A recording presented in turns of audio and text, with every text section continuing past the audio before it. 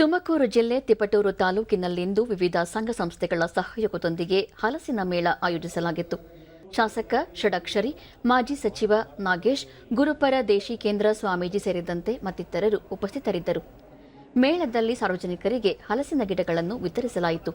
ಮೇಳದಲ್ಲಿ ಹಲಸಿನ ಹಣ್ಣಿನಿಂದ ಸಂಸ್ಕರಿಸಿದ ವಿವಿಧ ಆಹಾರ ಪದಾರ್ಥಗಳ ಪ್ರಾತ್ಯಕ್ಷಿಕೆ ಹಮ್ಮಿಕೊಳ್ಳಲಾಗಿತ್ತು.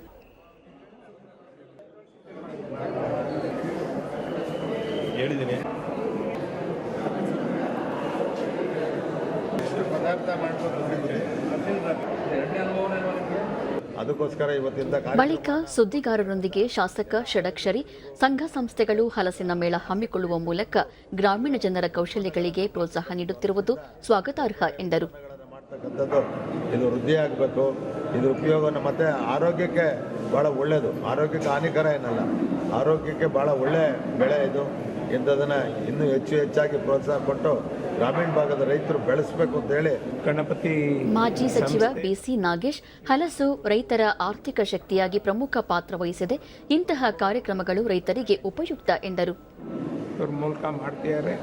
ಗುರುಗಳು ಹೇಳ್ದಂಗೆ ತುಂಬ ರೈತರಿಗೆ ಬೆಳೆದಂಥ ಪದಾರ್ಥವನ್ನು ಏನು ಮಾಡಬೇಕು ಅಂತ ಗೊತ್ತಿಲ್ಲದೆ ಇದ್ದಂಥ ಕಾಲದಲ್ಲಿ ಈ ಪದಾರ್ಥಕ್ಕೆ ಹೆಚ್ಚು ಮಾರ್ಕೆಟ್ ಮಾಡೋದಕ್ಕೆ ಬೇಕಾದಂಥ ಎಲ್ಲ ವ್ಯವಸ್ಥೆಗಳನ್ನು ಮಾಡಿದ್ದಾರೆ. ಗುರುಪರದೇಶಿ ಕೇಂದ್ರ ಸ್ವಾಮೀಜಿ, ಹಲಸು ಒಂದು ಬಹು ಉಪಯೋಗಿ ವಸ್ತು, ಗ್ರಾಮೀಣ ಜನರಿಗೆ ಇದರ ಲಾಭ ಸಿಗಬೇಕು ಎಂದರು.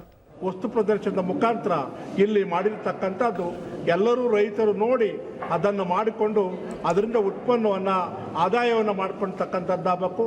ಜೊತೆಗೆ ಬೆಳೆಯನ್ನು ಚೆನ್ನಾಗಿ ಬೆಳೆದು ರೈತಾಪಿಗಳು ಭಾಳ ಅನುಕೂಲವನ್ನು ಪಡ್ಕೊಳ್ತಕ್ಕಂಥದ್ದು ಅವಕಾಶ ಆಗ್ತದೆ.